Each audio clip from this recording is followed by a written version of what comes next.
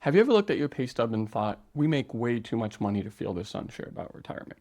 You're 45, 50, maybe close to 60. You're earning between 150,000 and 200,000 plus as a household. You've got a good career, a solid life here in the state of Minnesota. But when someone asks you, could you retire before 62? You feel a little uneasy because you're not quite sure if that's a possibility for you. You're saving a lot though, somewhere. You've got a 401k, maybe a 403b, a Roth, some company stock, and possibly even an HSA. You're paying a big chunk to Uncle Sam and Aunt Minnesota. And the question swirling in your head sounds a little like, where should my next dollar actually go? Should it be pre-tax, Roth, brokerage? What's the smartest move? How do we retire before 62 without tipping the IRS more than we have to? That's what we're going to talk about here today. My name is Keith. I'm with New Horizons Boutique Financial Services here in the state of Minnesota. Most of the people I talk to are between the ages 45 and 60, earning six figures and wanting to be work optional before 65, and feeling that their money is way too scattered currently. So let me tell you a story about a couple I'll call Mark and Sarah, because their situation might sound a lot like yours. Mark is 52, he's an engineer. Sarah's 49 and she works in healthcare. Together, they make about $230,000 a year. On paper, they're doing well, around $650,000 in 401ks and 403bs, $80,000 in Roth IRAs, $120,000 in company stock, $40,000 in cash, and a home with a reasonable mortgage. Their dream is simple: be work optional around 58. Their problem: they have no idea if their next dollar should go to pre-tax, Roth, or taxable.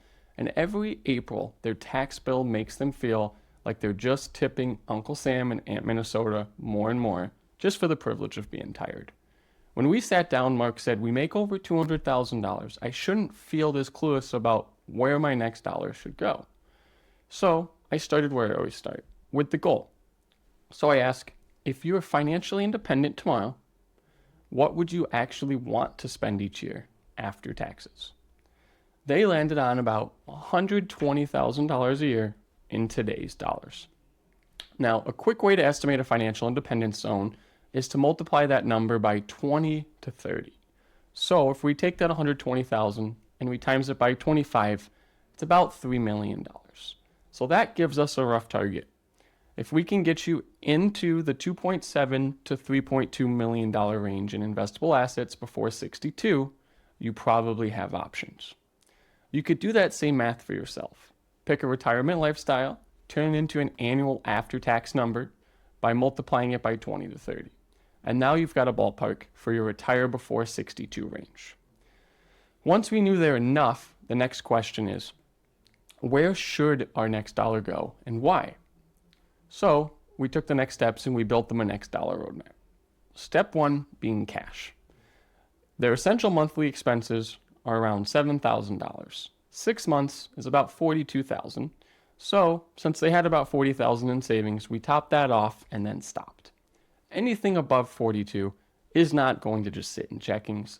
Those extra dollars need a better job.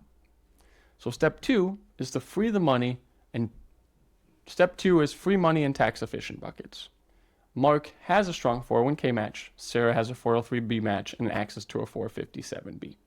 Rule number one, always get the match on every plan.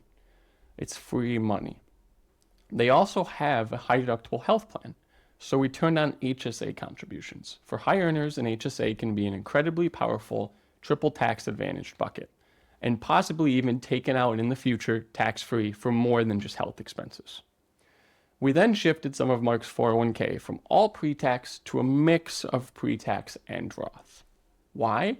Well, historically speaking, we're in very low relative tax brackets. And in the state of Minnesota, they're likely to pay both state and federal tax on their retirement income. So we want to ensure we have a mix of pre-tax, Roth, and taxable accounts to give you choices later, so you're not forced into a big tax bill each year when you need a withdrawal. Step three is the company stock. They have $120,000 in one company's shares. That's great when it's up, but it's a little risky when it's not. So we set a sell on vest guideline. So when RSUs vest, we'd sell most of them, pay the taxes that would already due, and reinvest the proceeds into a little more of a diversified portfolio and utilizing the Roth portion there, so they're now tax-free instead of taxed at cap gains tax. Step 4 is look at the taxable brokerage for early retirement. If your goal is to retire before 62, this step is very important. If all of your money lives in 401ks and IRAs, funding your 50s can feel like a maze with a lot of penalties and some tricky exceptions. So for Mark and Sarah, every extra next dollar after the cash was set, matches were captured, HSA was funded, and the core retirement contributions are on track, we're going to start putting those into a taxable brokerage account. This does 3 things. It gives the money that you could tap in their late 50s without early withdrawal penalties. It also shifts more of their future growth into a long-term cap gains bracket instead of that ordinary income tax bracket. And then it gives you a key tool when it comes to tax bracket steering. So each year into retirement, you can decide how much to pull from taxable, how much from pre-tax, and how much from Roth. And that helps avoid unnecessary tipping of Uncle Sam in Minnesota. On one page, their next dollar roadmap looks like this. Keep about 6 months of expenses in cash. Any extra cash gets invested. Always capture every employer match. Max the HSA if you have an HSA option. Start building a Roth space through Roth 401k contributions and Roth IRAs where appropriate. Continue meaningful pre-tax 401k contributions for current tax year savings to benefit on the tax side now, and systematically start trimming those company stocks and reinvesting it. Put the remaining dollars into a diversified taxable brokerage account or even a tax-free account. We paired that roadmap with a simple diversified investment mix of US stocks, international stocks, some high-quality bonds and dividends, and that increased slowly as they approached 58, or their goal for retirement. When we reran their plan, their chances of being able to step away from full-time work before 62 went from no idea to, we can see how this works now. Not because we found a magic investment, but because their dollars were finally going to the right buckets. Their long-term tax bill is going to be lower, and they now have flexibility on how to create income in their 50s and early 60s.